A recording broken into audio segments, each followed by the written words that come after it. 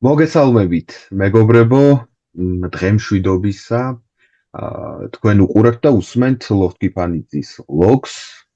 თავიდანვე გთხოვთ, რომ გამოიწეროთ ჩვენი არხი, აედევნოთ ჩვენ არხს, დააკომენტაროთ ჩვენი ვიდეოები, დაალაიქოთ ეს ვიდეოები, გააზიაროთ სოციალურ ქსელში, ვინაიდან თქვენი ეს მოქმედებები ხელს უწყობს იმას, რომ რაც შეიძლება მეტ ადამიანზე გავრცელდეს ხოლმე ეს ჩანაწერი და ჩვენი საუბრი. დღეს მნიშვნელოვანი მისიით შევიკრიბეთ.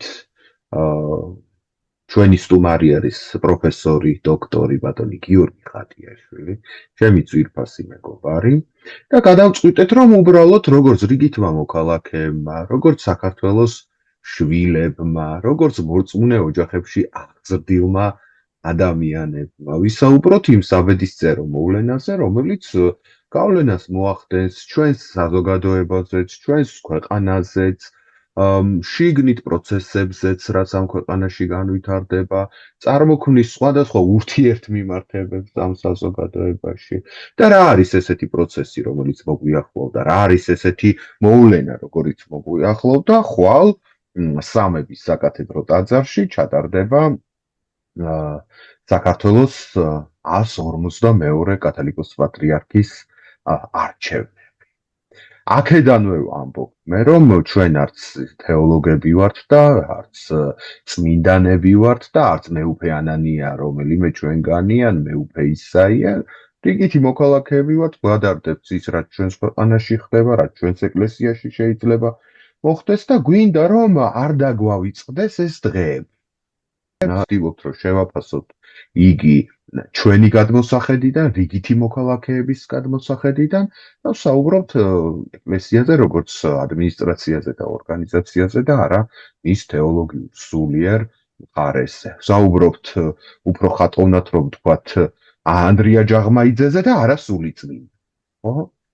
აი ამ ტიპის ამპლიტუდა გვაქვს ჩვენ, ასე ვთქვათ, მსჯელობისა. სამწუხაროდ ამ ქვეყნიურ ამბებში უფრო ვერკვევით და მასზე საუბრის უფლებას ვაძლევთ საკუთარ თავს. ბატონ გიორგი, დიდი მადლობა, რომ შემოგვიერთდით აი ამ დიალოგში და ამ დისკუსიაში. შევუდგეთ ხო საქმეს? შევუდგეთ, მადლობა მოწვევისთვის და ხო, რა თქმა უნდა, გეხმები იმაში, რომ გარდა სულიერ, რა თქმა უნდა, რელიგიას ყოველთვის ჰქონდა, აქვს ექნება პოლიტიკური დანიშნულება და სოციალური დანიშნულება და შესაბამისად, როგორც ასე ვთქვათ, პოლიტიკაში გარკვეულმა თუ ნახევრად გარკვეულმა ხალხმა ჩვენ გვაქვს პოლიტიკური ანალიზის მიცემის უფლება მიმდინარე პროცესების. რა თქმა უნდა.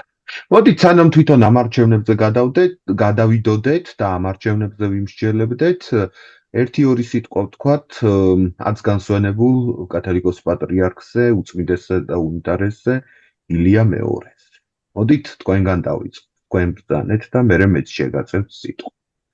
როგორი პატრიარქი იყო, რა როლი ითამაშა ჩვენს ისტორიაში, როგორ დაამახსოვრდება მომავალ თაობას? ნუ, ახლა ის ახალს არაფერს არ ვიტყვი და ისეც რაც არ თქმულა ამ დღეებში და ამ თვეში ქართულ ტელესივრცეში, რა თქმა უნდა, ეპოქალური მნიშვნელობის იყო არა მარტო მმართველობის ხანგრძლივობით, არამედ რასაც ხშირად ამბობენ, ხო, 1917 თუ 18 წელს, რამდენი ხო, 5 ეს სტატისტიკა შენუკეთიცი, რამდენი ეკლესია, ხო, 5 ეკლესია იყო თუ 5 ეპარქია და რაღაცა, ანუ ღდლებით არ იყო ღდლები და ამის ფონზე, ესე იგი 2026 წლის საქართველოში, ესე იგი ყველა სოფელში ეკლესია არნახულად ძლიერი ინსტიტუტია და ამ კუთხით მან ჩაიბარა ნამდვილად, ესე იგი რეპრესირებული, დამცრობილი მართლმადიდებლური ეკლესია და დატოვა ერთ-ერთი ყველაზე ესეთი ძლიერი ინსტიტუცია საქართველოში გავლენით, რესურსებით, ინფრასტრუქტურით, სამღვდელო დასით და ეს არის ჩემი ასე ვთქვათ მოკლე შეფასება იმისა თუ რაც მოხდა. შეგვიძლია აქ ისიც დავამატოთ, რომ უწმინდესი და უნეტარესი ძალიან ჭკვიანი კაცი იყო. და გარდა იმისა, რომ ლოცველი იყო და დიდი სასულიერო განათლება ჰქონდა და თავისი ქარიზმა ჰქონდა აი ამ საეკლესიო ველზე გამორჩეული პოლიტიკური სტრატეგიც იყო. მნიშვნელოვანია ის, რომ ყოველთვის უკანასკნელ მომენტამდე იგი ცდილობდა, რომ ყოფილიყო ესე თქვა შემრიგებელი, შუამავალი, მომლაპარაკებელი. ძალიან მნიშვნელოვანია ის, რომ უკანასკნელ მომენტამდე იგი ცდილობდა, რომ არ დაქვემდებარებულიყო რომელიმე პოლიტიკურ ძალას და არ ყოფილიყო რაღაც მიკერძოვებული რომელიმე მხარისადმი. ხასუსამ უკანასკნელ მომენტამდე, ხო? და რაც მთავარია, იგი ყოველთვის თვალის სწორს უყურებდა აი ამ პოლიტიკურ ლიდერებს, ვერავინ მას სანამ ჯანსაღად იყო და ფეხზე იდგა და ძლიერად იყო, მას ზემოდან ვერავინ ვერ უყურებდა და ვერავინ ვერ იქვემდებარებოდა და იყო, ასე იგი, თანაბარუფლებიანი მოთამაშე ხოლმე აი ამ საერო პირებთან ურთიერთობის დროს.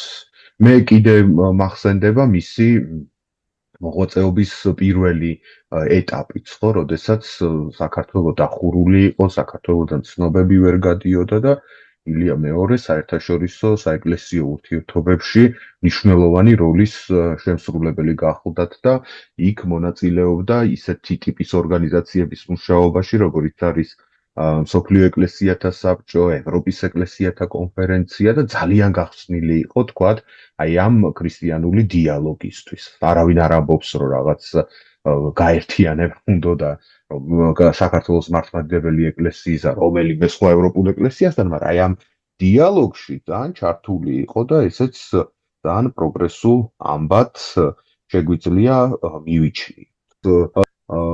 აღიარება კონსტანტინოპოლის ეკლესიის მიმართ და აღიარება არა როგორც რაღაცა მომავალი ახალი ეკლესია, რომელიც ჩაეწერებოდა მე-17 თუ მე-18 პუნქტად აი ამ სოფლიო ეკლესიათა განრიგში, არამედ უძველესი ტახტი, ხო, რომელიც ჯერ კიდევ აი შუა საუკუნეების ბოლოდან არსებობს, აი ამის აღიარებას მიაღწია ილია მეორემ ძალიან ჯიუტად და ძალიან დიდი მომდევნობით.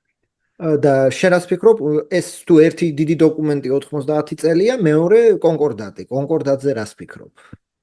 კონკორდატს მგონი ძალიან ბევრი ნაკლი აქვს და ძალიან ჩქარა არის მიღებული და რო არ ყოფილიყო შესაბამისი პოლიტიკური ვითარება, შეიძლება კიდე უფრო დახვეწილი და უფრო ფრთხილი დოკუმენტი მიეღოთ და კონკორდატს საეკლესიო წრეებშიც აკრიტიკებენ, საერო წრეებშიც აკრიტიკებენ და ორივე მხარეს ადვილად პოულობენ ხოლმე ნაკლოვანებებს, რომელიც აი ამ დოკუმენტს აქვს. ასე რომ მე მგონია, რომ ეგ დოკუმენტი ძალიან სწრაფად მიღებული იყო, მაგრამ ნუ მაინც განამტკიცა ეს ურთიერთობები ეკლესიასა და სახელმწიფოს შორის. იმაზეც თქვათ, ეხლა ჩვენ შიშარა ხალხი ხო არა ვართ, მარტო კაი ვილაპარაკოთ და არაფერი კრიტიკული არ თქვათ, ხო? მაგრამ აი კრიტიკული მოსაზრებებით შეიძლება გამოითქვათ. იგივე თქვათ, თავარი ალბათ შეიძლება ითქვას თვითონ ამ სასულიერო დასს. მართალია, სხვა შანსი მას არ ჰქონდა, ძალიან ფართოდ გააღო ეკლესიის კარები, მრევლი უცებ ძალიან გაიზარდა და ბევრი სამღვდელო პირი იყო საჭირო იმისთვის, რომ ეს მრევლი დაებინავებინათ, მათთვის რაღაც მიმართულება მიეცათ და აი ამ კარის გაღების ფონზე მართლა ეკლესიაში ძალიან ბევრი ადამიანი აღმოჩნდა, რომელსაც არც განათლება აქვს, მომზადებულია შესაბამისად, არც მოწოდებული იყო მაინც და მაინც მღვდლობისთვის და ასე ვთქვათ, ამან ძალიან ბევრ ადგილას სახელი გაუტეხა საქართველოს სამოციქულო ეკლესიას და რაღაცა მნიშვნელოვანი ღონისძიებები, რომ აი ეს რაღაცა ფილტრები დაწესებულიყო, ან უფრო მკაცრი ყოფილიყო სამღვდელო დასის შერჩევა 90-იან წლებში, ეს მაშინ ჩვენმა ეკლესიამ ვერ მოახერხა და ალბათ ნაკლი ისიც არის, რომ და კრიტიკა შეიძლება ისიც მივიჩნიოთ, რომ აი ეს სოციალური მსახურება ეკლესიაში კი არის, რა თქმა უნდა, და ღარიბებს ეხმარებიან და უსს მიაწვდიან და რაზეა ლაპარაკი, თქვენი თვალით უყურებთ ბევრგან, მაგრამ ამ სოციალურ მსახურებას წყობრის სახე არ აქვს, ხო, როგორც სხვა ეკლესიებში, ხო, არსებობს, ვთქვათ, იმაში პროტესტანტურ ეკლესიებში Brot für die Welt ორი მსოფლიოსთვის ძალიან წყობრი სისტემა, რომლითაც აი ამ სოციალურ მსახურებას ეწევიან და ღარიბებს ეხმარებიან, კარიტასი აქვს თქვათ კათოლიკურ ეკლესიას და ჩვენთან ესეთი სიმწყობრე არ შედგა ამ თვალსაზრისით. სამაგიეროდ ხედავ ძალიან ბევრ თქვათ ქონებრივ დავას ეკლესიასა და თქვათ სოფლის მოსახლეობას შორის მიწაზე. ამ ხედავთ რაღაც წისქვილ კომბინატებს და ასე შემდეგ, რაც ადამიანების გაღიზიანებას იწვევს და ესეც შეგვიძლია ნაკლად მივიჩნიოთ და კიდევ არის, რა თქმა უნდა, ბევრი მინუსი და როგორც იტყვიან, რაც ერი ის ბერიო, დიდი, ასე ვთქვათ, სხვაობა შეიძლება ერის პრობლემებსა და ბერის პრობლემებს შორის არ არსებობს. აი შენ აღნიშნე ხო პოლიტიკური ნაწილი, ალბათ აქ ისიც უნდა ვთქვათ, ჩვენ ორივეს ხშირად მოგვისმენია ბევრი პირველი პრეზიდენტის ბევრი მხარდამჭერისგან, რომ არ იყო მკაფიო პოზიცია 91 წლის დეკემბერში და არც წინარე პერიოდში და არც გადატრიალების შემდგომ თვეებში არ იყო მტკიცე და ისეთი პოზიცია, რომელიც თქვათ ბევრ ზვიადის, ასე ვთქვათ, უნდა გაეგონა ეკლესიისგან და ეს ტკივილი და ეს წყენა დღემდე მოდის ბევრ ასე ვთქვათ ზვიადისში, რომ რა თქმა უნდა ხა ისე ცალსახად გადატრიალების ხარდამჭერი ეკლესია არ ყოფილა, მაგრამ ისიც რომ ეხლა ასე ვთქვათ ყველა კადრებიც ნანახვი გვაქვს, რომ ბატონ ედუარდთანაც და ბრწყინვალე ურთიერთობები იყო და ასე ვთქვათ ზვიათან ნათლია იყო ბოლოს და ბოლოს. ნათლია იყო ილია მეორე ბატონი გიორგი შევარდნაძე. და მეორე საკითხი, რაც შეეხება შენ თქვი ქონებრივი, აქ შეიძლება ისიც ითქვას, ხო, რა ვიცი ახლა.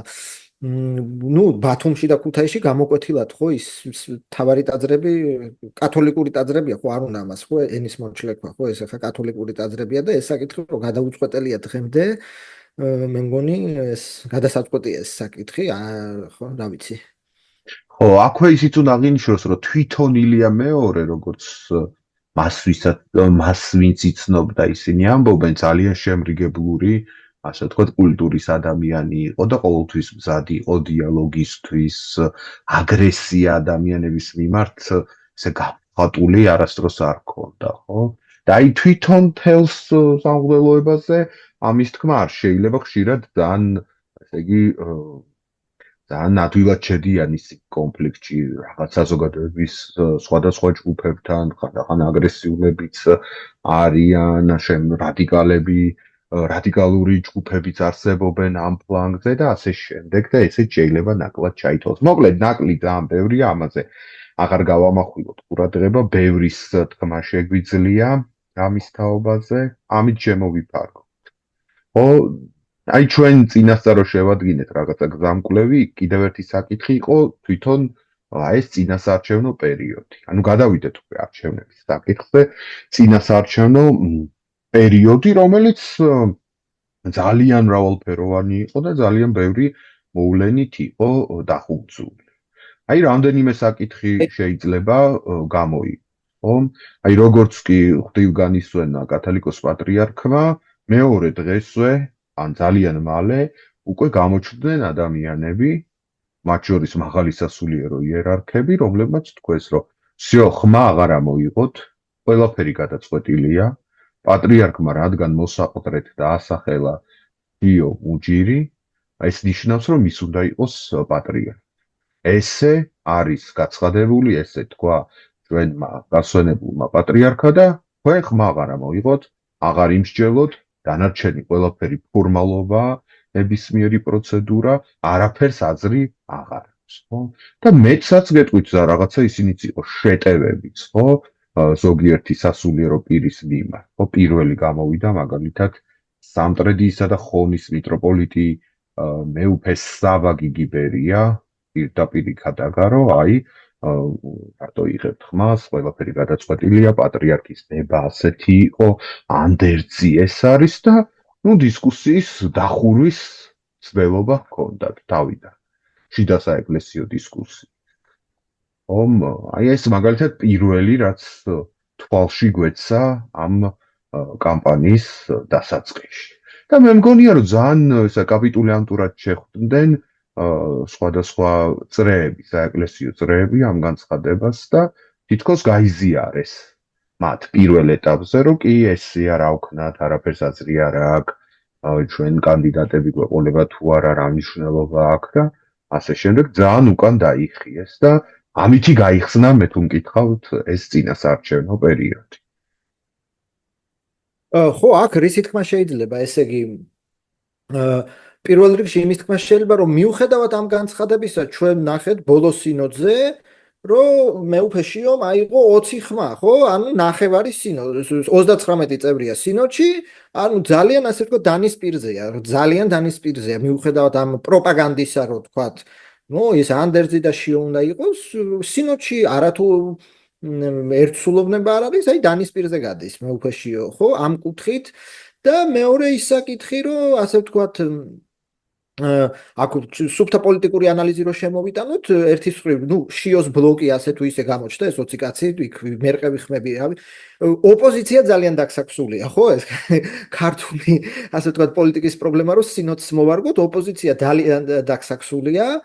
ხო, ხა იმის მაგივრად რომ თქვა შეერჩიათ კანდიდატი, რომ თქვა 19 ხმას მიიღებდა, ხო, როგორ ჩანს, ხო, შიო 20 ხმა მიიღო და ვიღაცას 19 ხმა მიიღო.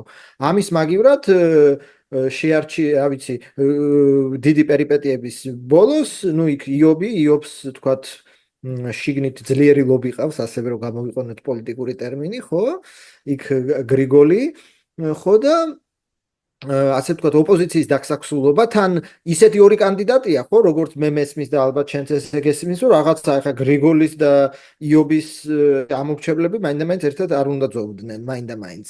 და მეორე საკითხი კიდე ეს ყადაღებული, მეც ვერ გავიგე და შენ თუ გაიგე, კაც თუ მიტროპოლიტია და მთავარ ეპისკოპოსია, იმას რანაირად შეიძლება არ ქონდეს უმაღლესი საღვთისმეტყველო განათლება, ანუ ეს დიპლომის საკითხი რა გახდა, მართლა ვერ გავიგე, ანუ თუ მიტროპოლიტის მაშინ აყვანილი ხარისხში და იქ რაღაცა ბრილიანტის ჯვარი და ასე შემდეგ, რანაირად შეიძლება ის არ ქონდეს უმაღლესი საღვთისმეტყველო განათლება. აი ეს საკითხი შენ თუ გაიგე. კი ბატონო და ალბათ ესეთ განლაგებას, რაზეც შენი საუბრე, გიორგი, ხელი შეუწყო იმანაც, რომ ეს წინასაარჩევნო კამპანია კიდე რამდენიმე აურზაურით ხასიათდებოდა, ხო? პირველი, სწორედ ეს დიპლომის საკითხი გახლავთ. მე საერთოდ რაც წამიკითხავს და რაც გამიგია, თქვათ, დასავლურ მართლმადიდებლურ ეკლესიებში, ანუ საქართველოსგან დასავლეთით მდებარე მართლმადიდებლურ ეკლესიებში ეს მოთხოვნაა, ხო? ესე იგი, თუ არა ხარ ღვთისმეტყველების მაგისტრი ან დოქტორი, ძალიან ძნელია, რომ ეპისკოპოსი გახდე და აი ამ ხარისხში ახვიდე და ალბათ საქართველოშიც ესე უნდა იყოს მომავალში. თუმცა ჩვენ სპეციფიკური გარემოებები გვაქვს, ხო, რაზეც ვისაუბრეთ ცოტა ხნის წინ, რომ საბჭოთა კავშირიდან მოვდივართ, დაიშალა შემდეგ ეს საბჭოთა კავშირი, დიდი მრევლი გაჩნდა, უცებ კარი გაიყო ამ ეკლესიის და იქ ახლა ვინ უყურებდა, ხო, იმას უცებ ვინ დაამთავრებდა სემინარიას და ვის ეკნებოდა დიპლომი, ადამიანი თუ გამორჩეული იყო თავისი ნიჭითა და უნარებით და შესაძლებლობებით და შეეძლო რომ გაწყოლოდა საქმეს, ის ავტომატურად ნელ-ნელა დაწინაურდებოდა ხოლმე აი ამ საეკლესიო იერარქიაში, ხო? ასე რომ მომავალში მე ვფიქრობ, რომ მართლა ეს სტანდარტი მაღალი უნდა იყოს წესით და რიგით. კიდევ ერთხელ შენდობად ვითხოვ, მაგრამ წესით და რიგით მაღალი უნდა იყოს სტანდარტი ეპისკოპოსის თანამდებობის დაკავებისთვის, მაგრამ მანამდე ამ ისტორიულ მოცემულობაში, რა თქმა უნდა, თუ ადამიანი უკვე არის ამ ხარისხში, მას პატრიარქის კანდიდატად საკუთარი თავის დასახელებაც წესით და რიგით უნდა შეეძლოთ. თან ამ განათლების מחვილით არჩევნებიდან მოკვეთეს მართლა არაჩვეულებრივად განათლებული ადამიანი მეუფე ისაია. მე სულ რამდენიმე ეპისკოპოსს შევხვედრივარ ცხოვრებაში და ერთ-ერთი მეუფე ისაია გახლავთ და მისი განათლება, ერუდიცია, კულტურა ძალიან ადვილად თვალშისაცემია ნებისმიერი ადამიანისთვის. ხო და ეხლა ამ ადამიანს ეუბნებია, რომ აი განათლება რადგან არ გაქვს, სასულიერო განათლებაზე აქვს ლაპარაკი, ამიტომ კანდიდატი ვერ იქნებიო. თან გავიხსენოთ მეუფე ისაიას ამბავი, ხო, სრულიად უნიკალური ადამიანია მეუფე ისაია. ჯერ ერთი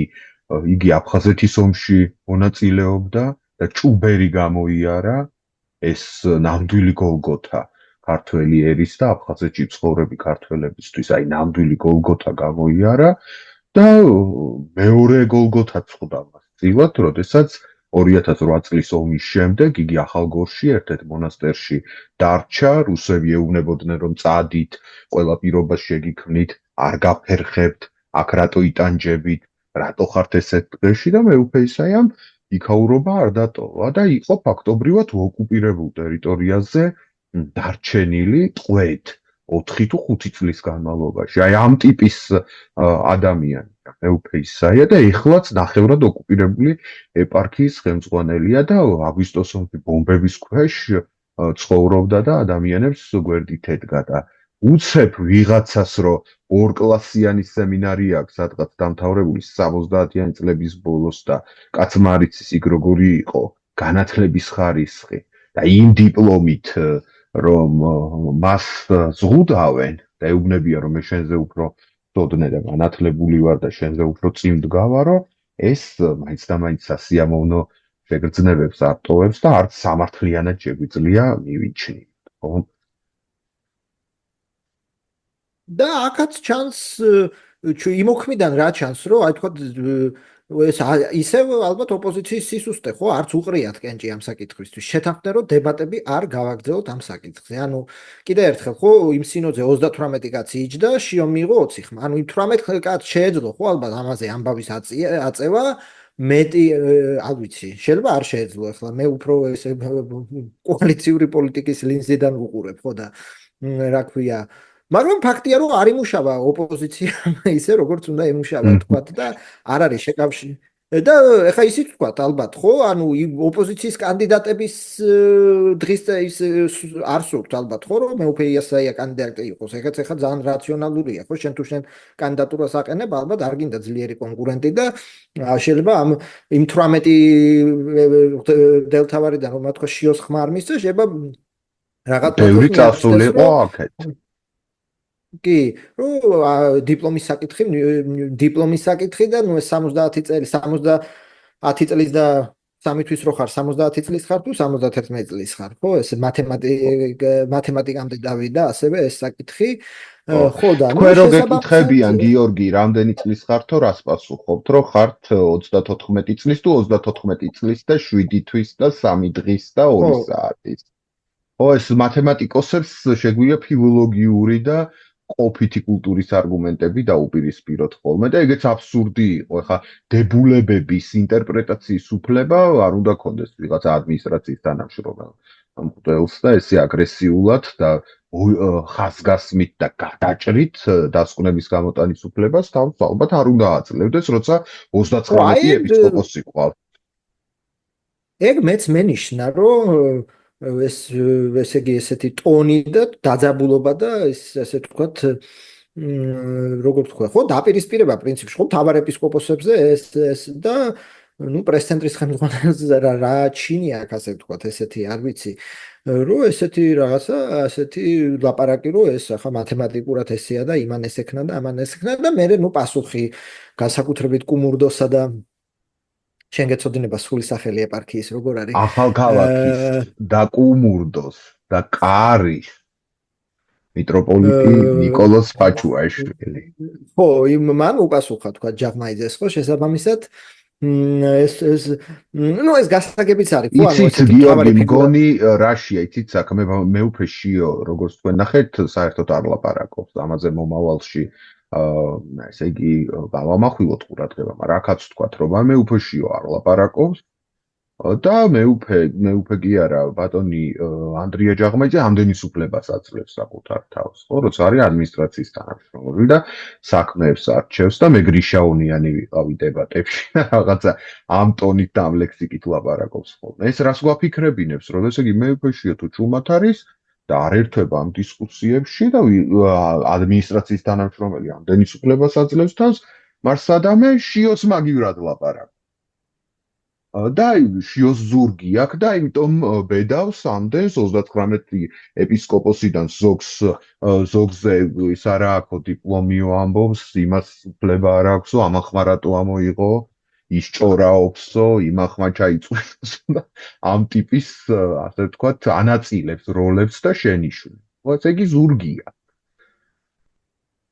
ну, ანუ ცალსახად შეიძლება ითქვას, ასევე ასე ვთქვათ, მოდაში ყოფი ტერმინი რო გამოვიყენოთ დღევანდელ ქართულ პოლიტიკაში, რომ საპატრიარქოს deep state-ი, ასე ვთქვათ, ანუ ბიუროკრატია შიოსკენ არის. ეს ინსტიტუციური მემკვიდრეობის ამბავია თუ პოლიტიკური მიზანშეწონილობის, მაგრამ ნუ თუ ვთქვათ, ავიღებთ ანდრია ჯაღმაიძეს როგორც საპატრიარქოს deep state-ის გამოხატულებას, შეიძლება ითქვას, რომ საპატრიარქოს deep state-ი შიოსკენა, ან მინიმუმ ჩვენ არ გვესმის deep state-ის იმ ნაწილის ხმა, რომელიც არ არის თქვათ შიოსკენ. ამის თქმა შეიძლება. ისე ყველა მგონი ერთ რამეზე თანხმდება, რომ ეს მართვა-გამგეობის დებულება ისია შედგენილი, რომ ძალიან ბევრი ინტერპრეტაციის საშუალებას აჩენს. ასაკი გამოიყენეს ადამიანების წინააღმდეგ და მათი კანდიდატურის მოხსნისთვის, დიპლომის თემა გამოიყენეს კანდიდატურის მოხსნისთვის და გონი ყველა თანხმდება დღეს იმაზე, რომ აი ეს ჩანაწერები დასასუსტებელია, რომ მომავალში ესეთ ინტრიგებს და ესეთ კონფლიქტებს გზა არ გაეხსნათ და უფრო მკაფიო იყოს ხედვები და მაგერ ასაკით მეუფე დანიელი ჩამოაშორეს აი ამ იმას შეჯიბრს ამხანაგურ მეგობრულ სოლიდარულ შეჯიბრს პატრიარქის დანამდებობის დაკავებისთვის და აი აქეთ დიპლომის საკითხით მეუფე ესაია გამორიცხეს არჩევნებიდან. და ისე გიორგი შუტკუშენ თქვი რომ აი ვერ გაერთიანდნენ და ასე შემდეგ ოპოზიციურ ფლანგზეო და ასე შემდეგ და მეუფე ესაიაზეც ისე ამბობენ რომ თითქოს მას ძალიან უნდოდა საპატრიარქად კენჭისყრა. ჩემი დაკვირვებით მან ეს წერილი მხოლოდ იმიტომ დაწერა რომ აი ის უსამართლობა აღელვებდა რაც აი ამ წესების ინტერპრეტაციამ შემოიღო. თორემ მე რამდენადაც ვიცი, მას დიდად ასე ვთქვათ, სწრაფვა ტახტისკენ არ ქონია. უბრალოდ სტანდარტი და ეს ფაქტობრივად დამამცირებელია, ხო, რომ გეუბნებია, რომ შენ რო ორომში იყავი, ოკუპირებულ ეპარქიას რო ხელმძღვანელობდი, ყვერო იყავი, ეგ არაფერს არ ნიშნავს და მე რო ქაღალდის ნაგლეჯი მაქვს სადღაც აღებული საბჭოთა ეპოქაში, ეს ნიშნავს, რომ შენზე უკეთესი ვარ. ხო და ეს გააპროტესტა, თორე კანდიდატად ყოფნა რომ დომოდა, დარწმუნებული ვარ, ის დისკუსიაც გაგრძელდებოდა და რაღაც სხვადასხვანაირად გადანაწილდებოდა ხმები და შეიძლება იმავე სინოდზე სამი კანდიდატი ვერ გამოერჩიათ და კიდე რამდენიმე სინოდი დაჭირვებოდა, ასე ვთქვათ, პირველი ტურის ჩატარება. მოკლედ, რო შევაჯამოთ, ბრძანეთ ხო, აი აქ მე მინდა შემოვიტანო შენ ახსენე ეს მართვა-გამგეობის დებულება და დიდი გამოცდა ელის ასევე ორშაბათს, იმიტომ რომ ხო პირველად დამოუკიდებლობის ეპოქაში პირველ პატრიარქს ვირჩევთ და ასევე აი ეს 95 წელს მიღებული დებულებით პირველ პატრიარქს ვირჩევთ და ეხლა შენ არ ვიცი გახსოვს თუ მე არ მაქვს, ანუ 90 არა სინოდი, არამედ ეს გაფართოებული საეკლესიო კრება ჩატარებულა 95 წელს, როცა ეს დებულება მიიღეს, იმის შემდეგ ჩატარებულა ეს გაფართოებული კრება. ეს დიდი გამოცდა, იმიტომ რომ ეს 2000 კაცი მე როგორც მოვისმინე ახალი ამბებში, ანუ ილაპარაკებს მარტო სამი ეპარქიიდან ილაპარაკებენ კანდიდატებს წარადგენენ და მე ისევ ის 39 კაცი მისცემს ხმას, ანუ ეს 2000 კაცი ეს სათათბირო ხმა ართ რამე ასეთი სიმბოლური ბიულეტენი მაინც იქნება, ანუ ესეთ პროტოკოლური ბიულეტენი არ იქნება. უბრალოდ ყველა ეპარქიას და მონასტერს თუ არ ვწდები ექნება 3 წუთი იმისთვის, რომ საკუთარი აზრი გამოთქვას და ეს გაფართოებული კრება თვითონ სინოდის წევრებისთვის არის საშუალება, რომ თქვათ მათ მიიღონ აი ეს განწყობები, აღიქვან განწყობები, რაც არა მათ ეპარქიაში, არამედ მთელ საქართველოში და საქართველოს სხვადასხვა კუთხეებში. სხვათა შორის ძალიან პროგრესული იყო დღევანდელთან შედარებით ის მართვა-გამგეობის დებულება, რომელიც 1917 წელს შეიმუშავეს ჩვენმა ავტოკეფალისტებმა. იქ ასობით ადამიანი ხმის უფლებით იღებდა მონაწილეობას კათოლიკოსის არჩევნებში, აეროპირებიც იყვნენ კათოლიკოსის ამრჩევთა შორის. ჰალებიც თუ არ ვწდები, ძალიან წარმომადგენლობითი იყო ერი და ბერი ირჩევდა მაშინ კათოლიკოსს და რაღაცა 14 ხმით მოიგო მგონი კირიონ მეორემ ლეონიდთან შედარებით. ხო და იმასთან შედარებით და იმ ეპოქასთან მიმართებით დღეს ცოტა უფრო უცნაური და დახურული ასე ვთქვათ, მართვა გამგეობის დებულება. კიდევ რა ახასიათებდა წინასაარჩევნო პერიოდს, რომ არ დაგვავიწყდეს მომავალში, რომ შევხედავთ ამ ვიდეოს, წინასაარჩევნო პერიოდიდან გაგვახსენდება აი რაღაცა ესეთი ჭორებივით რო გავცელდა, აი ვთქვათ მეუფე ანდრია გვასავას უნდა პატრიარქობის კანდიდატი იყოს, მაგრამ ზნეობრივი გადაცდომა აქვს. ეს ჯერ სპეციალურად გავრცელეს ჭორად, ადამიანებმა დაიწყეს საუბარი, რომ რა ზნეობრივი გადაცდომა რა შეეშალა, როგორ შეეშალა რაშია საქმე, მერე თქვეს, რომ ზნეობრივი გადაცდომა კი არა აქვს. მეუფე ანდრია არის ზნეობრივი კომისიის წევრი და არაჩვეულებრივი ადამიანია, მორალურად სრულიად გამართული, ღირსეული, მაგრამ კანდიდატთა სიაში მაინც არ აღმოჩნდა.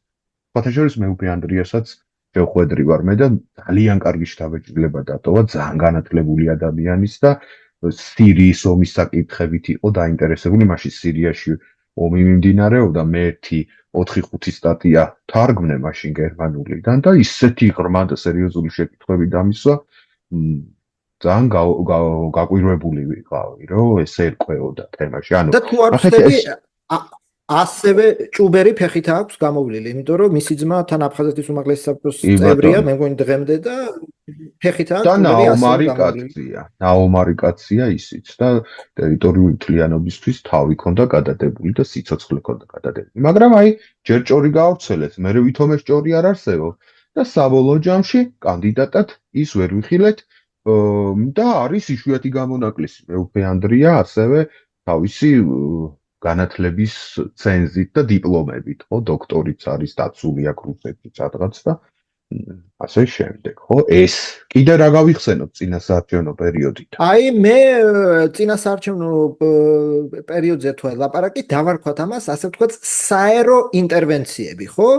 რომ რაღაცა გადაცემებიდან შემოთვლები, რომ ახლა შიოს თუ არ აირჩევთ, მან მოვალთ, ან პირიქით, რომ შიოს თუ აირჩევთ რუსეთია, მერე უკვე მართლა პროპაგანდა, ხო? ანუ უკვე ესეთი მწვერვალების სამთავრობო პროპაგანდის ჩართვა, ასე ვთქვათ, დაუფარავი ანუ იქ ხო ახლა ბავში არავინ არა ვარ, თქვა, შიოს სურათებს როდებენ უკვე ჩანს იქ, ხო? რომ უკვე წინასაარჩევნო კამპანია დაწყებულია.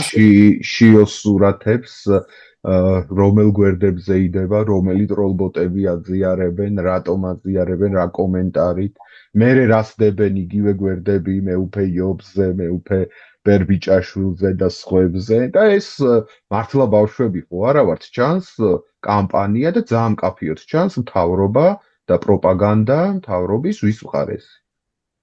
კი, და ეს გადმოვიდა, ეს ანუ საერო ინტერვენცია, ამიტომ დავარქვი, რომ სოციალებში მიმდინარეობს კამპანია იმ კუთხით, რომ ხო, ნუ ერთი შიო აქ ხო და შიოს თუ ხმას არ მიცემთ და ასე პატრიარქს უნდა და მეორეს მხრივ აქეთ ნუ ასე გამოვარჩიოთ, ასე ვთქვათ, ესე იგი ოპოზიციის ლიდერი თუ არა, ყველაზე ესეთი ხმამაღალი ოპოზიცია, ასე ვთქვათ, ალბათ მეუფე ზენონია, ხო? ანუ სხვა ეპისკოპოსისგან ესე პირდაპირ მოგვისმენია, რომ შიოს არჩევა უბრალოდ არ შეიძლება. ხო, ანუ და ესეც ახლა პოლიტიკური ბრძოლის ნაწილია. ხო, კაც ტელევიზიაში მივიდა და თქვა, რომ შიოს არჩევა დამღუპველია და არ შეიძლება. ანუ უკვე საერო სივრცეში გადმოვიდა ეს პროცესი.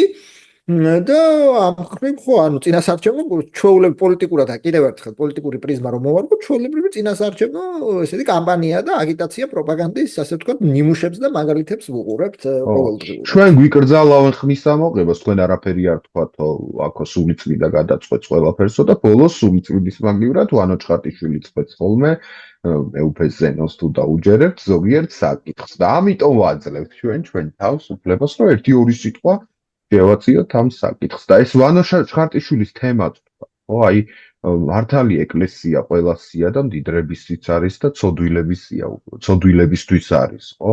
მათ გადასარჩენად არის ეკლესია და მათაც უნდა იზრუნოს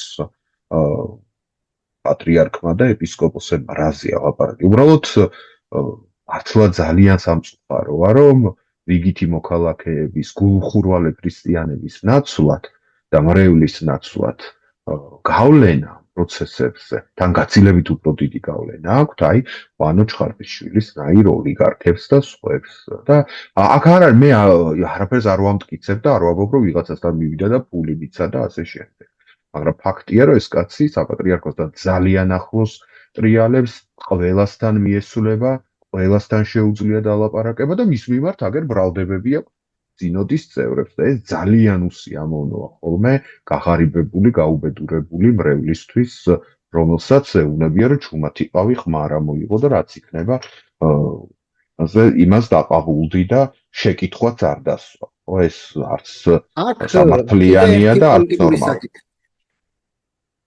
აქ კიდე ერთი პოლიტიკური საკითხია, ასე ვთქვათ, აი იმ 20 კაციდან, რომელიც ვთქვათ პირველ ეტაპზე შიოს ხმას აძლევს, აქ შეიძლება ორი ვარაუდი, რა ნაწილი ამ 20 კაციდან, რომელიც ფიქრობს, რომ ვთქვათ, ну, გასაგებია, ხო? ილიასნაირი ავტორიტეტი ახლა ძალიან რთულია, ხა ილია მეორესნაირი ავტორიტეტის მოხვეჭა. ამ 20 კაციდან რამდენი ფიქრობს, რომ შიო სუსტი იქნება და შესაბამისად და მადამიანო ვალდებული და მადლიერი და შესაბამისად სულთად პოლიტიკური გათვლა, რომ შიოს გაპატრიარქებით ჩვენ პოზიციებს გავიძლიერებთ, ანუ ეს გათვლა და აქვე შემოვიდანოთ ეს საკითხი, ხო, ანუ რამდენად ეხა ეს ვთქვათ სულთა სპეკულაცია, მაგრამ რამდენად შეძლებს თქვათ, იმიტომ რომ უკვე გასაგებია რომ სინოდი უფრო ანუ სინოდი გაცილებით პოლიტიკური იქნება ვიდრე თქვათ ილია მეორის დროს იყო ხო ეს ხმების გაყოფა. რამდენად შეძლებს შიო ასე ვთქვათ ეს ასე ვთქვათ ერთპიროვნულ თვითპრობელობას ასე რომ დავარქვათ. აი ეს ორი საკითხი რომ შემოვიტანოთ ეს გათვლა რა თქმა უნდა აქვთ ახლა ეპისკოპოსებს და ბევრჯერ ითქვა ჩვენ საზოგადოებაში რომ თუ წარსულში ესე სინოდის კონფიგურაცია ასეთი იყო, რომ არის მამა და არიან შვილები, პატრიარქის გარდაცვალების შემდეგ კონფიგურაცია იქნება, რომ მამა აღარ არის და დარჩნენ ძმები. და ძმებს შორის ურთიერთობა გაცილებით უფრო არა იერარქიული და ჰორიზონტალურია, ვიდრე მამასა და შვილებს შორის და აი ამ ჰორიზონტალურობით იმედი უნებრივია ბევრს აქვს. მაგრამ მე უფრო იცით რის სიმბოლოდინი მაქვს გიორგი, აი კონფორმიზმის. შეიძლება ზოგიერთმა ეპისკოპოსმა იფიქროს, რომ ახლა 20 ხმა აქვს, რაღა მის წინააღმდეგ მივცე ხმა, მეც ვიქნები გამარჯვებულთა ნავში და შეიძლება აი ამ მოტივითაც ეს 20 კაციანი შემადგენლობა კიდევ უფრო მეტად გაიზარდოს და ბევრი ადამიანი დაიძრას, ასე ვთქვათ, მეუფე შიოს მხარეს და მის კალათაში ჩააგდონ თეთრი ქვები, ესეთი მოლოდინიც არსებობს. აი ეს წინასარჩევნო კამპანია რომ მოვრჩეთ, კიდევ ერთი საინტერესო მოვლენა იყო ამ წინასარჩევნო კამპანიაში ქურდობა. ხო? დიპლომისთან. ძალიან საყვარელი მეუფე იობი რომ გამოვიდა ტელევიზორში და არც საერო და არც სასულიერო დიპლომი ადგილზე აღარდეს და 2 თვის წინ კაცმა შეამოწმა გადაშალა ენციკლოპედია და შიგნით იდო ორივე დიპლომი და 2 თვის მერე ხსნის და არც საერო და არც სასულიერო დიპლომი იქ აღარ არის და კოპარული. ხო რა ვიცი ეს იმას რა ქვია ის რო არის რა ქვია სამეფო კარის ინტრიგები რომ მიმდინარეობდა ხოლმე რომელიღაცა იტალიელი დოჟის კარზე ან რომელიღაცა პატარა სამეფო სამთავროს ასე ვთქვათ საჰერცოგო სასახლეში აი ეგეთი ამბავია ხო დიპლომის მოპარვა 2 თვის წინ ნახი დიპლომი უცებ ადგილზე აღარ არის და კიდე შეკრება სასულიერო სემინარიაში ხარისხის უზრუნველყოფის სამსახურის და იქ მსჯელობა ეკუთვნის თუ არა მეუფე იობს თეოლოგიური განათლების დამადასტურებელი დოკუმენტი. მე თან იმან დამაინტერესა ამ საკითხში რომ ისეა ლაპარაკი რომ დიპლომი მოიპარეს თითქოს ანუ არ ვიცი მე ალბათ ადრეულ 80-იანებში აქვს დამთავრებული ანუ თუ არქივი არსებობს რაც დაამთავრა იქ უნდა იყოს ბრძანებაც და დიპლომის ასლიც და ამის ფონზე გრიგოლმა გამოდო ხო მე Facebook-ზე ვნახე გამოდო საკუთარი დიპლომი და საგნები და სადა აქ ფრიადი და სადოთხიანი და აქამდე დავედით რომ არის ახლა დიპლომების ომი და ასე ვთქვათ ამ კუთხით რა თქმა უნდა ხა დიპლომების ომი თუ წავიდა შიოს ზაგორცში აქვს სადოქტორო ხო თუ მეუფე შიოს ზაგორცში აქვს სადოქტორო თუ არ ვწდები თუ მერევა ახლა სადა აქვს და მაგრამ სადოქტოროა ვიცი ეს ხო და ხო და ეს დიპლომი მოიპარეს ძალიან სასაცილო, ანუ ჯერ საერთოდ ანუ ითხოვენ ეტყობა, ანუ იქ საპატრიარქოს კანცელარიაში უნდა ჩააბარო დიპლომის ასლი თუ ეს საკითხი ხო, საერთოდ ეგეც ეს ძალიან უცნაურია, ეგ მეუფე იობმა თქვა, რომ მეუფე თეოდორემო, რომელიც ასევე როგორც ჩანს ძალიან ძალაუფლების მქონე პირია საპატრიარქოში, ქორეპისკოპოსმა, ისე ხმა არ მოუღია და არავის მისი ქადაგება არ ახსოვს და ქადაგება ბევრის არ გვახსოვს, მაგრამ აი მან დარეკაო და აბა დიპლომი წარმოადგინეთო. და რომ მიადგნენ განჯინას, აღარიდო იმ განჯინაში ის დიპლომი. ხო, ესე იგი ვინც მოიპარა იმას მოლოდინი ქონდა, რომ ამ დიპლომს მოითხოვდნენ, ხო? აბა რატო უნდა მოიპარო მეუფეიობის დიპლომი, რა თქინდა? სემინარიაში განტარებული ესე იგი მისი მოწმობა, ხო? ძალიან ხო და უცნაური ნუ და აქ სამწუხაროა ეს. ისე საკითხი შემოდის რა, რომ ანუ სანამ მიტროპოლიტად გაგამწესებენ, ალბათ მაშინ უნდა მიიტანო ეს დიპლომი და ანუ ის პირადი საქმე თუ არსებობს საპატრიარქოში, მაშინ იქ უნდა იყოს ეს დიპლომი თუ როცა მიტროპოლიტად გაგამწესებენ და იმათ და ნუ ხო, ანუ მართლა იუმორ ნარევად უნდა, იმიტომ მართლა იუმორის სახეს იღებს ახლა მართლა დიპლომი ანუ მართლა რაღაცა შუა საუკუნებრები მემკვიდრეობის საკითხი, რომ აი მოდი დაბლოკოთ იმით, რომ დიპლომს მოვიპარავთ, ასე ვთქვათ, ხო და ნუ მართლა ცოტა იყოს სასაცილო. სასაცილო, ეხლა სასაცილო თუ სატირალი ეგ ცალკე საკითხია, ხო, ვისაც ეკლესიისადმი მიკუთვნებულობა აქვს, ესეთი რაღაცები გულს უხეთქვა, ხო, მათ შორის არც ჩვენ გვახარებს ეს ტრაგიკომიკური მოვლენები. და ბოლო ორი საკითხი, რაც წინასაარჩევნო კამპანიას ახასიათებდა, ეს გავიხსენოთ. აი მე რამეცა თვალშიცი უცებ გამოჩნდა რამდენიმე პირი, რომელმაც დაიწყო საუბარი მასსა და ილია მეორის შორის არსებულ დიალოგს. აი მაგალითად გამოვიდა მეუფე ზენონი და თქვა, რომ ილია მეორე მე მითხრა, რომ აი მოსაყდრე შიო კი არ მეგულება, ჩემი გზის გამგზელებლად აქერ მეუფე დანიელი ხოა, მეუფე იობი ხოა. ანუ ისეთ საუბარს იხსენებენ, რომელსაც ვერავინ ვერ დაადასტურებს და ვერავინ ვერ მიხვდება მართლა შედგა თუ არა. თან ისეთ დროს გაახსენდათ და მოუნდათ ამაზე საუბარი, როცა საქმეს დასჭირდა და არა ზოგადად არ უთქვამდნენ, ან რა წიგნში და მემუარში არ დაუწერიათ.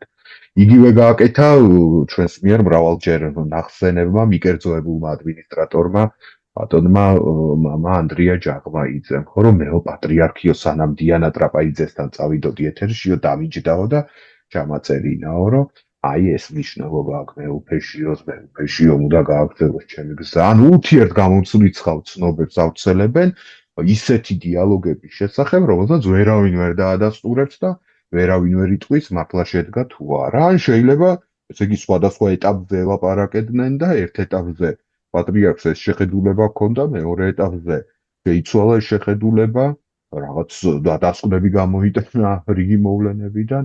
ანუ ესეც რაღაც манипуляციაა, რომელიც წესით და რიგით არ უნდა იკადრო, როცა ესეთი მნიშვნელოვანი და ესეთი განსაკუთრებული საკითხი წდება. ძალიან მკაცრი ხო არა ვარ შეფასებაში.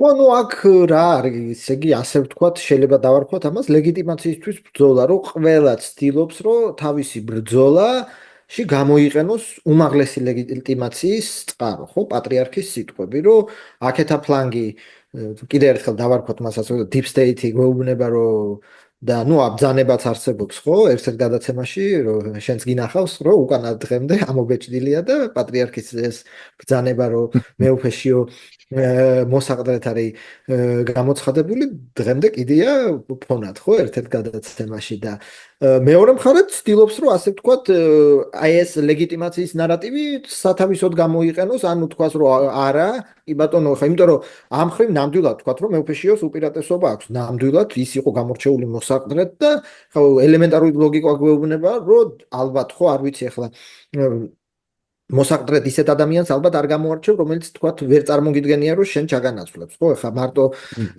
იმისთვის ხო არ იყო გამორჩეული, რომ ახლა ადმინისტრაციული რაღაცა მოეგვარე. არა, მაგასაც ნუ გამორიცხავთ.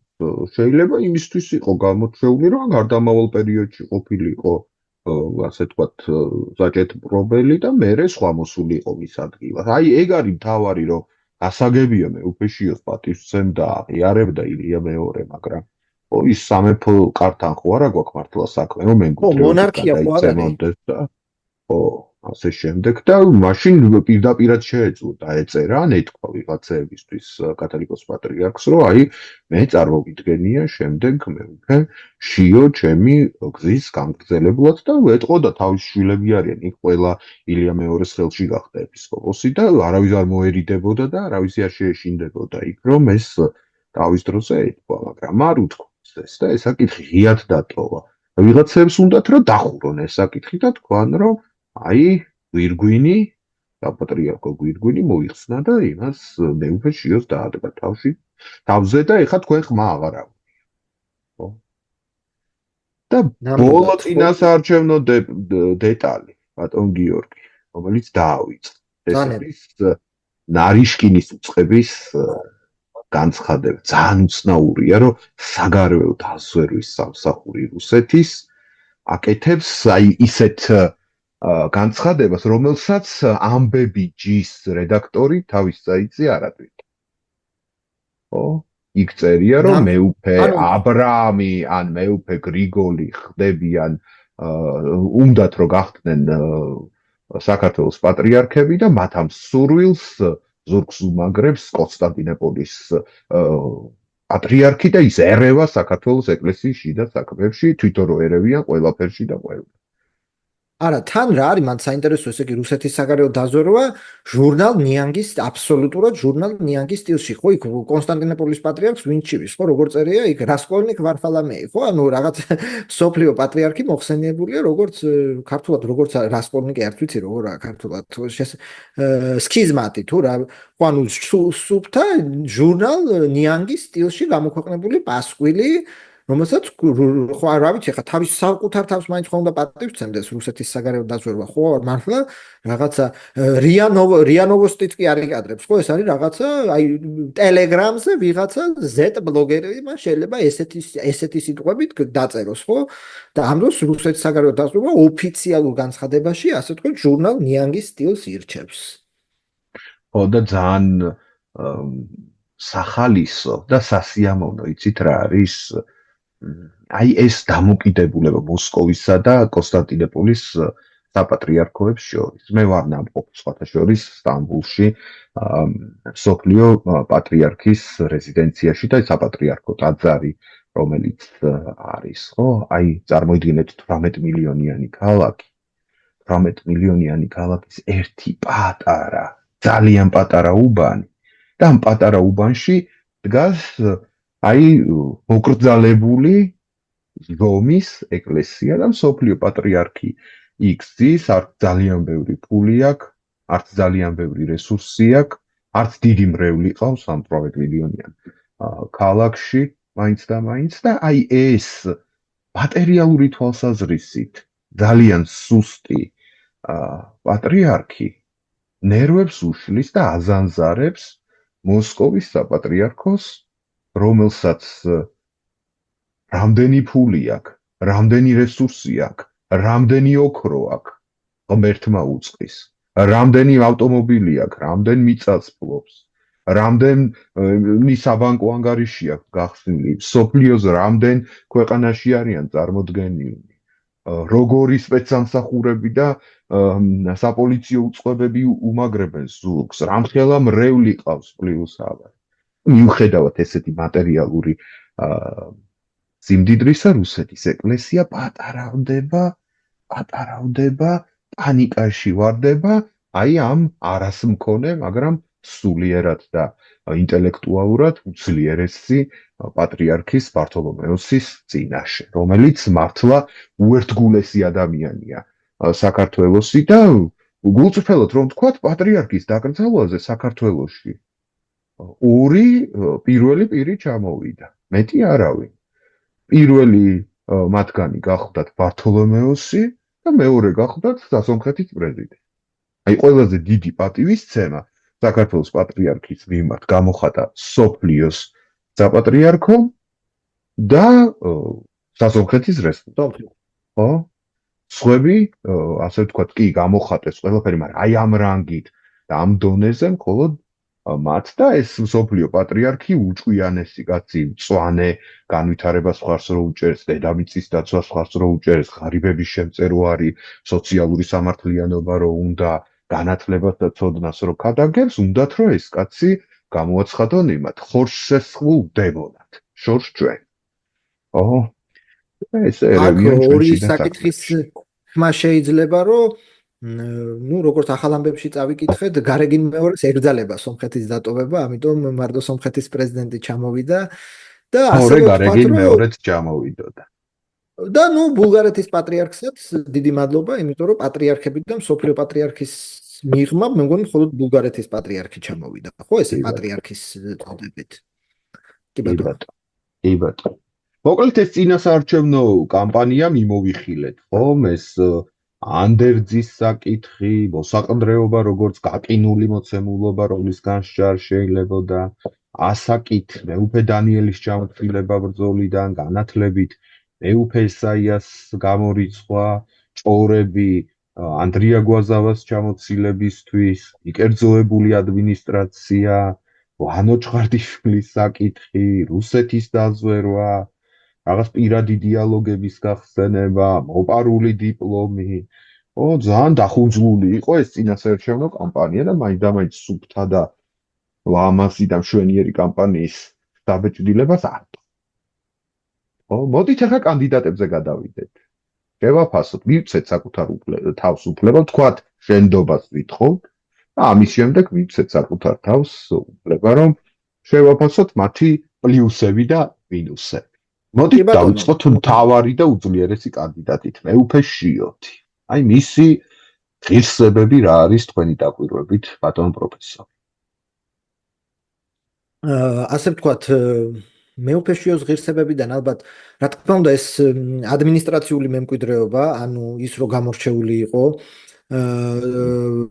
ასე ვთქვათ, მოსაყდრეთ, ის რო ასე ვთქვათ, ბევრს არ მოსწონს, რომ ნამეტანი წყნარია და თქვათ ესეთი ცეცხლოვანი ქადაგებები არ აქვს, მაგრამ მეორე მხრივ ახლა თუ სხვა კანდიდატებზე გადავალთ და ეს მედიაში არაერთი მოგვისმენია, ხო, ახლა მეუფე იობის ქადაგებები გაცილებით უფრო ასე თქვათ ქარიზმატულია, მაგრამ ნუ ის საკითხები, რაზეც იაპონია ჩაიძირება თვრალი მეუფეები რო რეკავენ პირდაპირ ეთერში, თვრალი მეუფეები და რაღაცებს ლაპარაკობ, რომ პრემიერ-მინისტრმა ეს მითხრა და ეკონომიკის მინისტრმა ეგ მითხრა. ზომიერება, მოზომილობა, დავარქვათ ამას ზომიერება, მოზომილობა, მეორე მხრივ ნაკლად შეიძლება ჩაითვალოს ეს არა, ჯერ ვთქვათ კარგი ამბები. ჩვენ ქალაქში დაიბადა, კარგად იცნობს ამ ქალაქის სტრუქტურას, ადამიანებს შეხვედრია, დალაპარაკებია, აკადემიკოსებს, პროფესორებს. თბილისი მაინც განსაკუთრებული ქალაქია და აი ამ ქალაქის შეგრძნება აქ. ეს სასიხარულო. ჩვენი თანაქალაქები. ეს ერთი. რაც შეიძლება ვთქვათ. განათლებული კაცია, უდაო. როგორც არაერთხელ გაჟღერებულა საჯარო სივრცეში, ხალხს რომელსაც შენც იცნობ, მეც ვიცნობ, იმათი თანაკლასელია, ასე ვთქვათ. ხო, არა, იქ ჩვენ კარგებსაც ვიცნობ და ცუდებსაც მაგის კლასში, ასე რომ თანაკლასელობა, ირაკლი კაკაბაძის კლასელი რო არის, მე მიხარია თუ ახლობელი რო არის, ეგ გასაგებია და კარგია და გიო გელაძის კლასელიც რო არის, მაგრამ იქ სხვებიც ყავდა, სხვებიც. სახელს დაყვარს არ. ხო, განათლებული ადამიანისა უდაოდ. თან ეხა ადამიანის ხელოვნებასთან რო აქვს კავშირი და მუსიკასთან რო აქვს კავშირი, ეს ნამდვილად ნიშნავს, რომ ჩვეულებრივი არ არის. ახლა შენ მოგეხსენება მუსიკოსების შთამომავალი ხარ და იცი მუსიკალური ადამიანები რამდენად მრავალფეროვანი არიან და რამხელა თვალსაწიერი აქვს და როგორი შინაგანი სამყაროც აქვთ და ეს ძალიან დასაფასდება. მე მომისმენია, რომ ძალიან გამართული ეპარქია აქვს.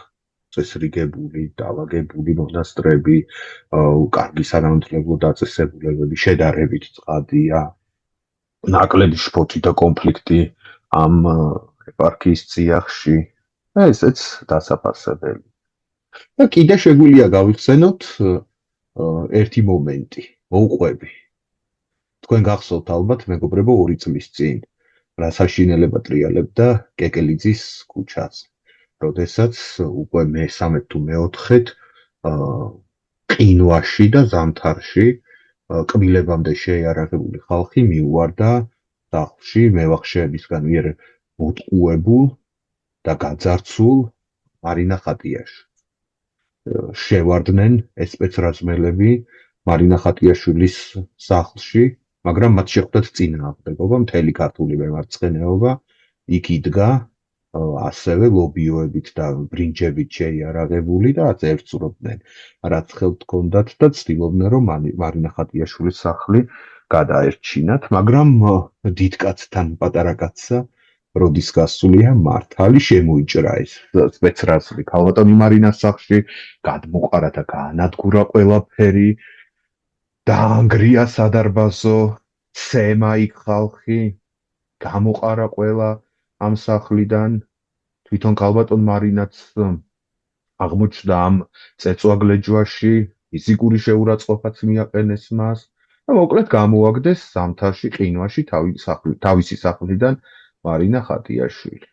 ქალბატონმა მარინამ მიმართა თეაც ულუკიანს, რომელიც თავის დროზე მისი ადვოკატი იყო, მიმართა მთელს მთავრობას, მიმართა მთელს ქვეყანას და არავინ არ გამოეხმაურა და არავინ მხარი არ დაუჭირა ამ ადამიანს და უცებ ამ წეწვაგლეჯვაში მას მიაწოდეს ტელეფონი. და ქალბატონი მარინა იღებს ტელეფონს და იქიდან ესმის ხმა: მარინა, მე უფეშიო ვარ. გამაგებინე რაშია საქმე. და მე უფეშიოს რამდენიმე ნომერი მისცა ქალბატონმა მარინამ, მე უფეშიო იქით გადარეკა, აქეთ გადმორეკა, იბრძოლა და დროებით შეაჩერა ეს გამოსახლება, მერე ჩატარდა რაღაც აუქციონი და მოკლედ მე უფეშიამ ძალიან დიდი როლი თამაშა, რომ მარინა ხატიაშვილი თავის სახლში დაბრუნებული. და რაც მთავარი ამ პრეცედენტმა ძალიან დიდხანს მთელს საქართველოში გამოსახლებები გააჩერა. რა თქმა უნდა, მე უფეშიოს ახლა სისტემური მიდგომა და რაღაცა რევოლუციური მიდგომა გამოსახლებების წინააღმდეგ არა აქვს და მაინც და მაინც დიდი გრძნობელობა აქვს, რომ ზოგადად ეს პრობლემა მთელ ქვეყანაში გადაწყდეს და როგორც ჩანს მიაჩნია, რომ ეს ეკლესიის საქმე არ არის, მე თუ მკითხავ, რომ ჯაგრულთა დახმარება სწორედ რო ეკლესიის საქმე. მაგრამ მაინც აღსანიშნავია, რომ ამ მოვლენამ მერე დიდი ხნით შეაჩერა ეს გამოსახლებები და ეს ნამდვილად დასაფასებელი არა, ნამდვილად დასაფასებელი. გიორგი, მოდი აბა ხა მინუსებზე ვთქვით. მინუსებიდან შეიძლება ითქვას ეს ზომიერება ხორლესული მახვილია, მას არ აქვს, ასე ვთქვათ, ეს მოდივი ეს ტერმინი გამოვიყუროთ, ეს პასიონარიზმი, რომელიც ვთქვათ მეუფე იობს უფრო აქვს, ხო, ეს პასიონარულობა, შეიძლება ქარიზმატულობა ვუწოდოთ, ანუ აი გაიხსენეთ 7 წელი არის მოსაყრდვი. თქვენ ხართ ადამიანი, რომელიც ინფორმაციაზეა დამოკიდებული და ყოველთვის ყველაფერს თვალყურს ადევნებთ. გახსენებათ ერთი ქარიზმული ქადაგება მისი, რომელიც დაამახსოვრდათ ადამიანებს, რომელიც რაიმე ისეთ თემას შეეხო, რომ აი სამუდამოდ დარჩა ადამიანის გულებში, ან რაღაც ახარებით ისეთ ინტერპრეტაცია, რომ ადამიანებმა აიტაცეს და ამაზე მშევლო. არ არის ესეთი. ჩაკეტილიც არის ძალიან. აი ორივე კანდიდატმა გრიგოლმაც და იოვმაც თავიანთი პროგრამა გამოაქვეყნეს. ეხლა კვირა ხვალ არჩევნებია, მეუფე შიოს როგორ წარმოუდგენია ეკლესიის მართვა მომავალი 10 წლეულების განმავლობაში არაფერია აქ ამაზე ნათქვამი. ცოტა ქედმაღლობაც არის, როცა სხვებმა გამოაქვეყნეს და შენ საჭიროდაც აფთვლი, რომ შენ მრევლს აუხსნა რას და როგორ აპირებ. არც კომუნიკაბელურია. 2000 წელს გამოქვეყნებული ინტერვიუ არის ერთადერთი რაღაცა წყარო, რომლითაც შეგვიძლია მისი მსჯელობა, თავისუფალი მსჯელობა მოვისმინოთ ზოგიერთ საკითხს. კიდევ რამე ხო არ გახსენდებათ? ხო, პრინციპში ეს ყოვლის მომცოდად აღწერე, ხო, ეს ნუ აქ შეიძლება ითქვას ხა ნაკლი თუ ხა თანამდებობიდან გამომდინარე ესე იგი ხელისუფლებასთან ნამეტანი დაახლოებულობა ესეც შეიძლება არ წაადგეს. ნუ ზოგისთვის და პირიქით ხო? ხა იმიტომ უჯერ რაც თქვენ თქვით კიდევ, რომ პროპაგანდა ზურგს უმაგრებს ინტენსიურად, ანუ ხელისუფლებასთან ძალიან ახლოს. ეს ნაკლია ჩემი აზრით. რუსეთში განათლებაზე და რუსეთის სამრევლოს მეთაური რო იყო ამაზე, ამას ხო არ გვეტყვი. იცი რას ახლა მე არ ვიზიარებ რომ ხა ამიტომ ეგზარქოსია ამიტომ ეგზარქოსია ეგ საშინელი ტერმინებია როგორ შეიძლება ეგრეთ. ხო და მაგის მიღმა ხო რა თქმა უნდა ხა რუსული მართლმადიდებლობის გავლენა საქართველოს მართლმადიდებლურ ეკლესიაზე ისტორიით, ტრადიციით, გადაჯაჭვულობით და ამ მრავალი ხვედრით, რა თქმა უნდა, ამ ხრივ დიდია ამ კუთხით, ხო? ხო და შესაბამისად ახლა ეგ რუსეთში აქვს განათლება მიღებული და ესეთი რუსეთში იყო ხელმძღვანელი, მე ხარ ვთვლი რომ ამის გამო რაღაცა უფრო პრორუსული მე ამას არ ვთვლი.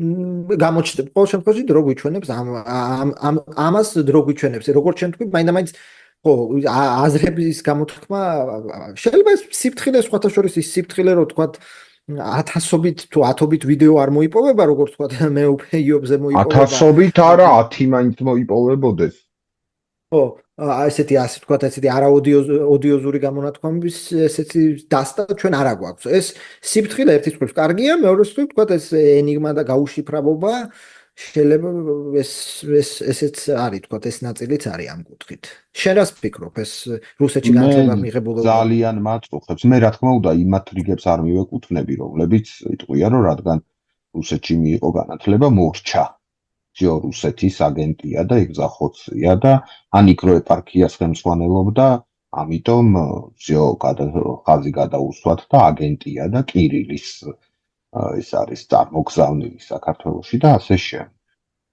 ასე არ ვფიქრობ, მაგრამ მაინც იცით რაზე მეთანაყრება გული რომ მე უფეშიო როდესაც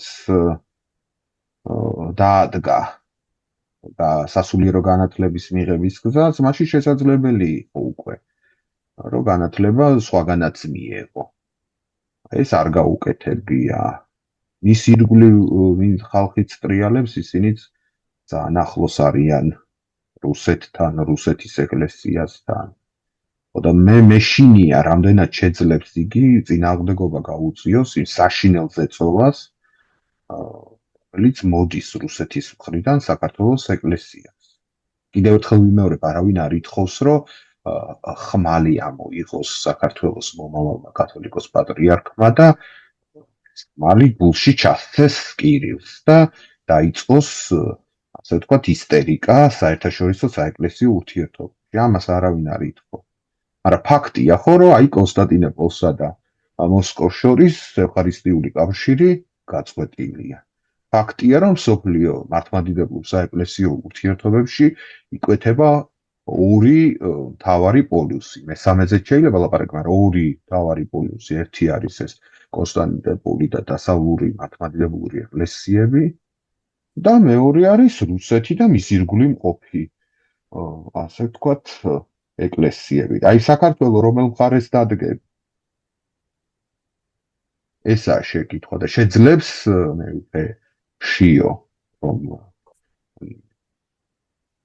ასე ვთქვათ რუსეთის გავლენებისგან და რუსეთის ორბიტისგან იხსნას საქართველოს ეკლესია. თუ ადამიანის თვალით შევხედავთ, ამისი წინაპირობები არანაირი ეს არ ჩანს, მაგრამ ღვთის შეწევნით დასწაულებით ხდება და შეიძლება გამოიჩინოს მხაროცა უკვე ძალაუფლება ექნება და ბეიჯდება თვითონ იქნება არავის მოადგილედ არ ჩაითვლება რა ვიცი ეგებ ნუ მან მეტი ძალა შეძინა იობი და გრიგოლი შეძლებენ ამზე თუ ზეწოლა ახლა მართლა მარტოშიოზე ხوار იქნება იობი და გრიგოლი შეძლებენ ამ ზეწოლის გამო ნუ ისინი გაცხადებულად მაინც საუბრობენ საფრთხეს და არ ევიდებიან კრიტიკას ომ რუსეთისას და რუსეთის ეკლესიისაც და ამბობენ რომ მათი გავლენები არსებობს და ასე შემდეგ. ხო და აი მეფეშიო როგორც ყველაფერზე ჩაკეტილია დუმს არაფერს არ ამბობს და ასე შემდეგ. ხო? ისე ეს ჯიპიც შეახსენეთ ვიღაცებმა 3 ჯიპით, 2 ჯიპით რო შევიდა სიონის ეზოში და აი ხუჩაბაც რო ფეხები არ დაბანა დასულიერო პირებს, რასაც ილია მეორე დიდი მონდომებით აკეთებდა ხოლმე საკუთარი სიმდაბლის წარმოსაჩენად. მაგრამ ნუ მაინც ვთქვათ, რომ იგი ისეთი პერიოდია, რომ შეიძლება ადამიანი დაბნეულია და ან რაღაცებს ერიდება და ჯერ თავის თავს უფლებას არ აძლევს, რომ ფეხები დაბანოს სხვა ეპისკოპოსებს და მომავალში გადადგამს ამ. მოდით მეუფე გრიგოლზე გადავიდეთ, ფოთისა და ხობის მიტროპოლიტი, მეუფე გრიგოლი. აბა რა გახსენდებათ მეუფე გრიგოლს? ჩვენ ძველი თაობის ხალხი ვართ. ნუ დავიწყოთ უარყოფითით, მოდი ახლა პირიქით და მერე დადებითზე გადავიდეთ. ხო, ნუ უარყოფითი, ასე ვთქვათ, რა მახსენდება? უარყოფითი გვახსენდება როგორც წარსულზე, ეხლა მე არ დავიწყებ ქექვას, მაგრამ ნუ წარსულზე რაღაცა კითხვები შენს გაგიგია, ხო, ეს რაღაცა წარსულის ამბები, ანუ რაღაცა იქ ნასამართლეობაზეა, ხო, ლაპარაკი თუ არ ვწდები. მრავალჯერ. ხო, ეს გამიგია და ნუ ასე ვთქვათ, ძველი თაობის ხალხი ჩვენ კარგად გვახსოვს მეუფე გრიგოლთან უსასტიკესად იყო დაპირისპირებული ბატონი რეზო ამაშუკელი და სიტყვებით ვთქვათ არ დაუნანებია მის შესამკობად, ასე ვთქვათ, ეს მახსენდება, ასე ვთქვათ, კრიტიკა. და რატომ? ეგ არის მთავარი. აი რატომ იყო ესე კრიტიკულად განწყობილი პოეტი ის მიმართ? ჩვენ ისერი ვართ, რომელიც დღესაც დასაშვებად მიიჩნევს იმას, რომ ფოთის ეპარქიაში ბერბიჭაშვილი იჯდეს, რომელიც არის მტერი. ეპისკოპოსია ამ დროს, ესე იგი. დაურეკე, რამოდენიმე წლის წინ მეუთხარი ჩამოვალ, შენი ხელით გაიპარსე საპარკმე ხაროში, ეხლოვე მეთქი. და დაგახევ მაგანაფოროს თავს. იმიტომ რომ თვლიდა რომ ასე ვთქვათ წინა რეჟიმის ის იყო აპოლოგეტი მეუფე გრიგოლი ბატონი რეზო ასე თვლიდა. შეიძლება იყო კიდეც. მე მაგალითად მახსენდება ხელ ეს ფოთის ეკლესია რო გაიხსნა, სადაც თეატრი იყო, მე ამ სააკაშვილმა გამოიყვანა იქიდან თეატრი და ფოთის ეკლესია აღდგა პოდიპოვაძის დროს დაფუძნებული და ნუ იქ გახსნის ცერემონიალის დროს თუ არ ვწდები შენდობას ვითხოვ, აი თვითონ სააკაშვილის სურათები იყო მგონი გადაკიდებული ღობეზე. ისე მიიღეს და მერე ჟურნალისტებმა რამდენიმე შეკითხვა რო დასვეს, მგონი ელიცო ჯანაშია იყო, იქაც ამა ვინ იქნებოდა ფოთში, სხვა ისიც ესე იგი რაღაცა კამერაზე ჩაატყეს ხელი და რაღაცეები და აი ამ კრიტიკულ შეკითხვას და წინააღმდეგობებს ვერ იტანდა, ხო? და არც ხმა არ ამოუღია დიდად არაფერზე, რაც მაშინ საშინელებები ხდებოდა ჩვენს ქვეყანაზე. მოკლედ მიშას მხარეზე იყო, მაგრამ ძალიან ბევრი პლუსი აღმოაჩნდა ამ ბოლო დროს მეუფე გრიგოლს. ძალიან ბევრი არა, მაგრამ რამდენი? შეიძლება მოგახსენოთ მათ დაობას. დანე. ნუ არაჩვეულებრივი პროგრამა გამოაქვეყნა. არაჩვეულებრივი. აი თქვათ ამ პროგრამაში რა საკითხებია? აი მიყვები პუნქტებად. აი დებულების განახლება, რომ გაცილებით უფრო მეტად იყოს თქვათ მრევლი ჩართული აი ამ საეკლესიო საკითხებში და გაცილებით უფრო მკაფიო იყოს შიდა მოწყობის საკითხები. თქვათ მეტი კოლექტივიზმის შემოტანა ეკლესიის მმართველობაზე. ანუ მეტი კრეფსითობა წერია აქ. სოციალური მსახურება და სოციალური დოქტრინის შემუშავება ამავე პროგრამაში ვკითხულობთ.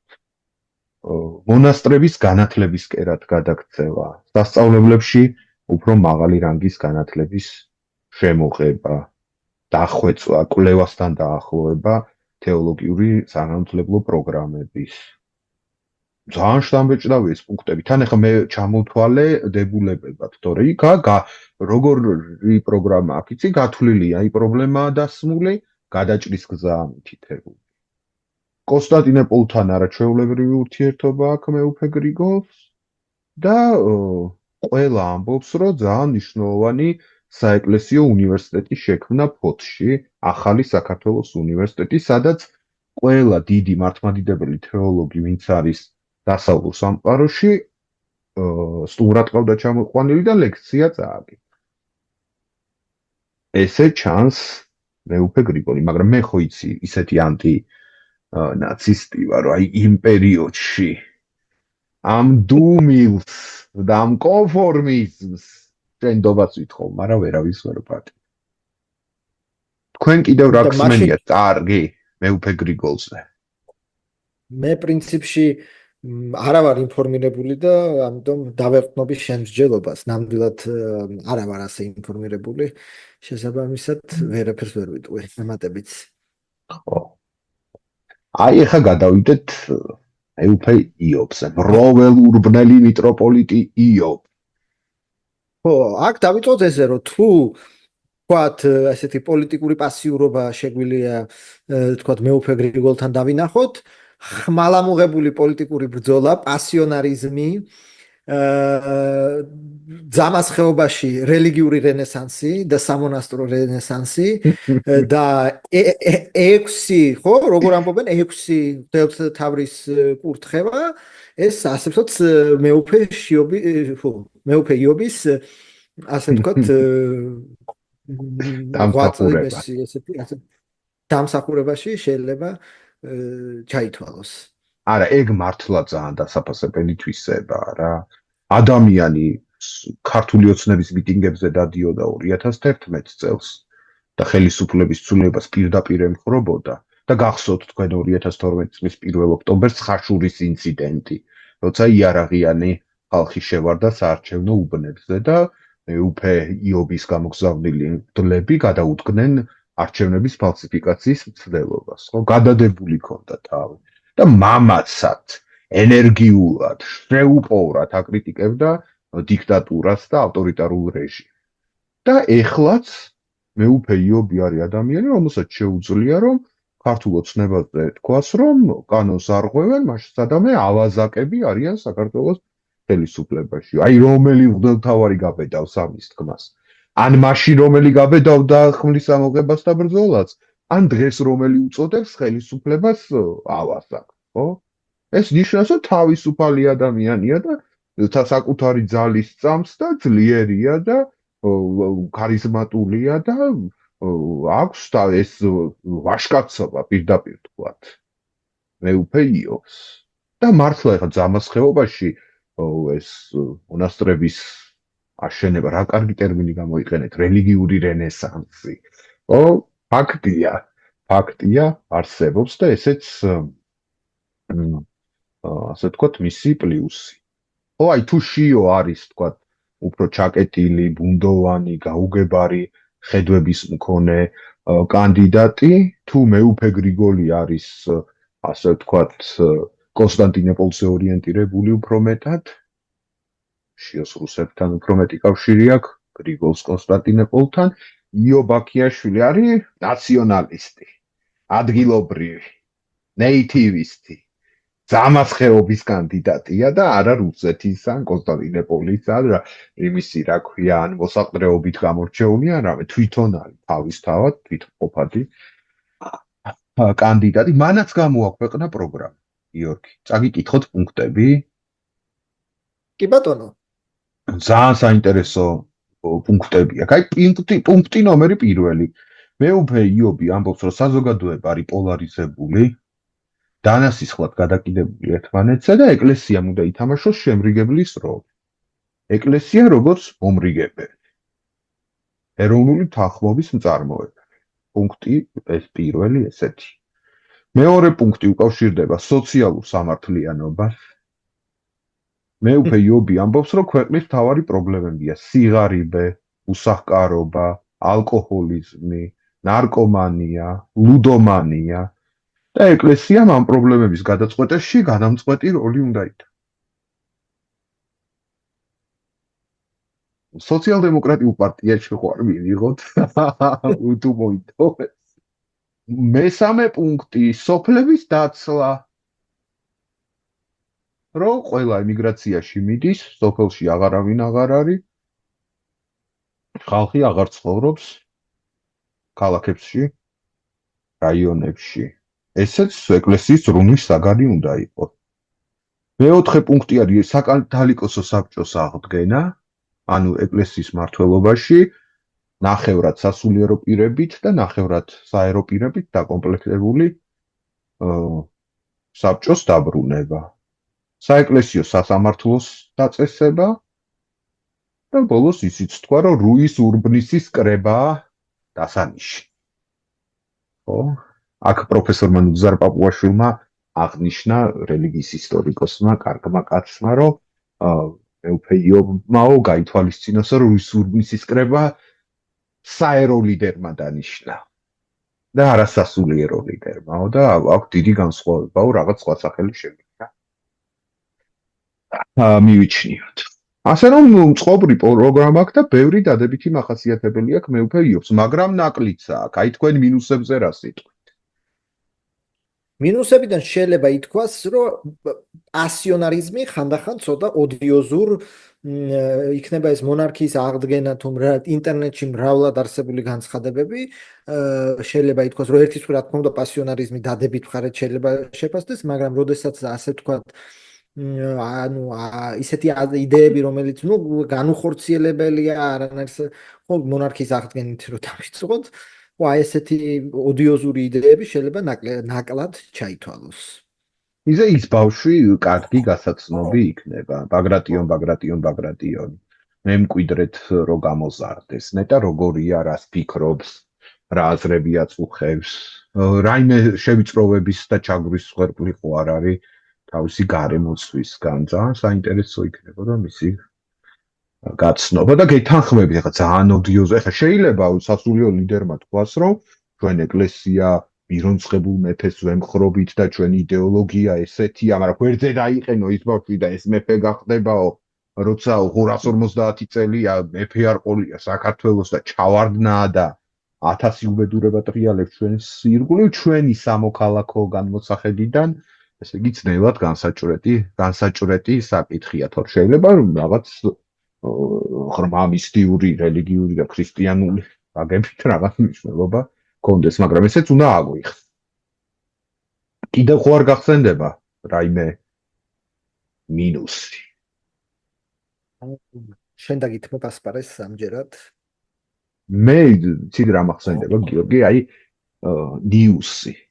ბლად ზუსტად ვერ გადმოცემ ამ ნიუსს. მაგრამ აი დაახლოებით ბრწყინვალე შვიდეულია თუ არ ვწდები და ახალი ამბავიც ცელდება. კეთილგონიერი ავაზაკის ეკლესიაში სასულიერო პირებმა ერთმანეთი დაწყრილეს. ან რომელიღაცა მონასტრიდან იარაღი ამოიღეს. ან ვიღაცა ჩართული არის რაღაც გარჩევაში ბერები და მღვდლები. ხო, ანუ ეს ძამას ხეობა ერთის მხრივ მართლა ეს აღშენებლობა და რენესანსი, როგორც თქვენ ახსენეთ, და მეორეს მხრივ გვაქვს აი ესეც სიბნელესთან საქმე და დანაშაულთან და იარაღთან და აი ის ფართო კარის პრობლემა რო ვახსენეთ, ხო? როგორც დამკვირვებლები ამბობენ, ძამას ხეობაში ძალიან ფართოდ არის კარი გაღებული ყველა მსურველისთვის, ვისაც უნდა რომ ბერი გახდეს ან სასულიერო პირი გახდეს და მაინც და მაინც მყარი ფილტრები არ არსებობს და აი ესეთი ავაზაკებიც, არაკეთილგონიერი ავაზაკებიც შეაღწევენ ხოლმე იქ და მერე იქიდან რაღაც ბნელ იდეებსაც ავრცელებენ და მერე მასაც რა ქვია იარაღსაც იყენებენ ხოლმე გარჩევების დროს და საქმის გადაწყვეტის დროს და ისვრიან კიდეც და ტყვიაშიც აჯენენ ხოლმე და ეს ასე ვთქვათ არასერიოზული. ქართული საზოგადოება ყოველთვის მეც თხოვს ეკლესიას. ამ ეკლესიის წარმომადგენლებს ეს წინთ და ამბობენ, რომ ჩვენ ხოჩვეულებრივი ადამიანები ვართ, რატო გთხოვთ?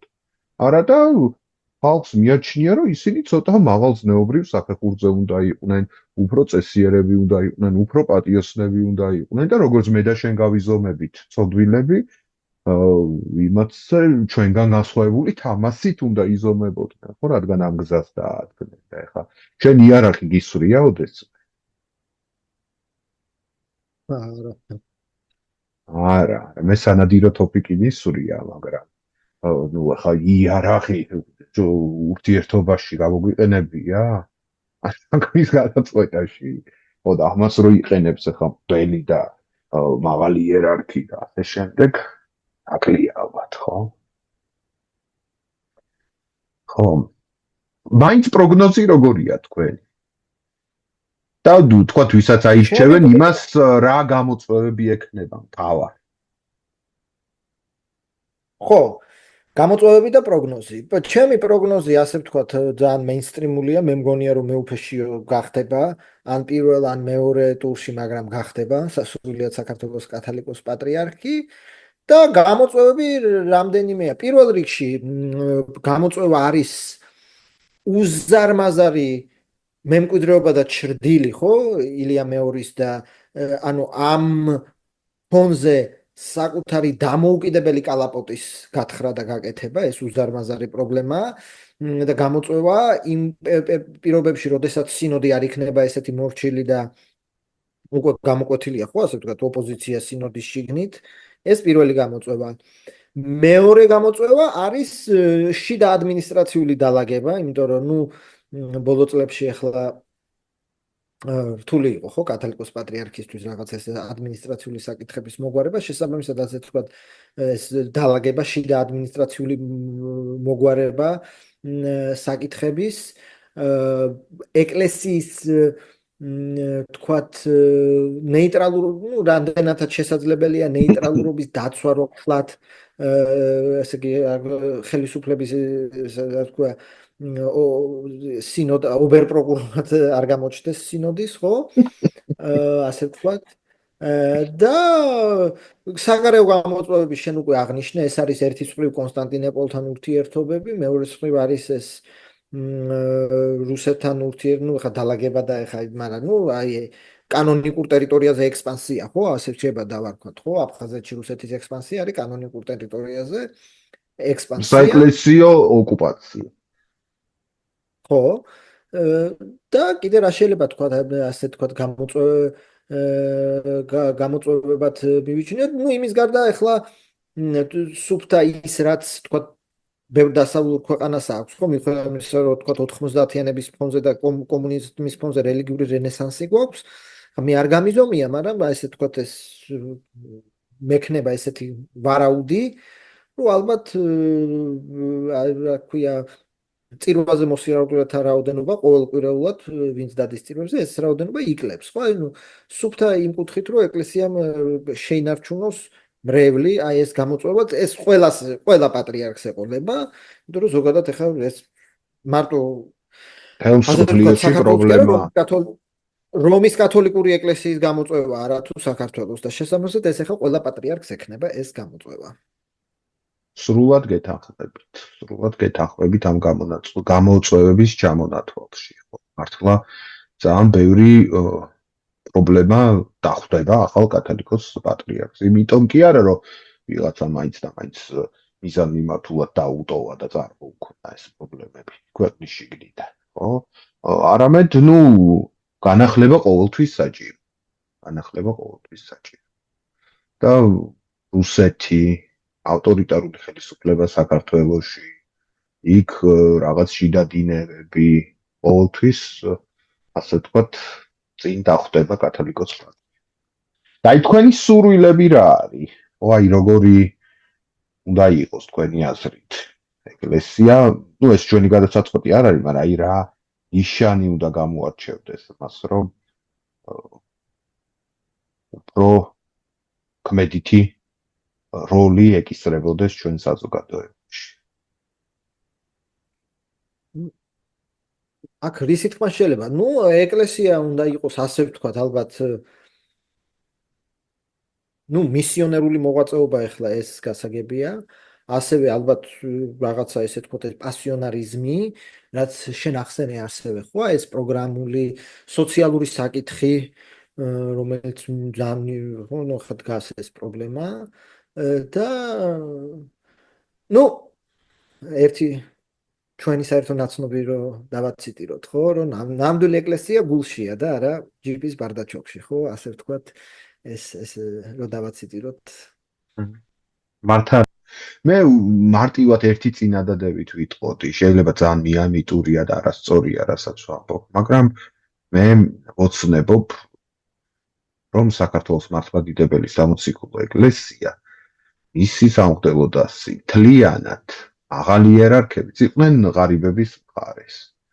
და ცდილობდნენ, რომ კეთილდღეობა, ამ ქვეყნიური კეთილდღეობაც გაავრცელონ თავისი მრევლის წევრებზე. ხელი შეუწყოთ მათ მონაწილეობას, მათ განათლებას, მათ ღიაობას, სხვების მიმართ, დიალოგს ამ საზოგადოებაში. და მართლა იყოს სახელმწიფოსგან დამოუკიდებელი და სახელმწიფოსგან გამიჯნული ეკლესია და მუდმივი ეს არ მიმდინარეობდეს ხან ზეწოლები და ხან აღებმიცემობები და ასე შემდეგ. და იმედია ღვთის წყალობით ოდესმე ესეთი ეკლესია ამ საფეხურამდეც მივა საქართველოს ეკლესია როგორც ადმინისტრაცია, კიდევ ერთხელ ვამბობ, ჩვენ საუბრობთ აქ ადმინისტრაციაზე და არა სასულიერო საკითხებს. რამეს ხوار დაამატებდით, გიორგი?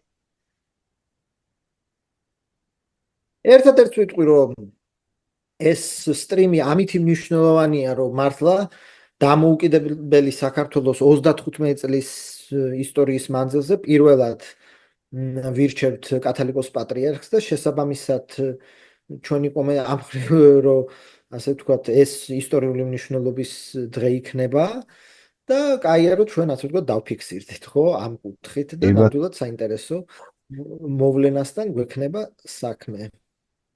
და ჩვენმა მსმენელმაც რამდენიც გვეყოლება და როგორც გვეყოლება, ჩვენი ეს დიალოგი აღიქვას როგორც ჩანაწერად დღიურში.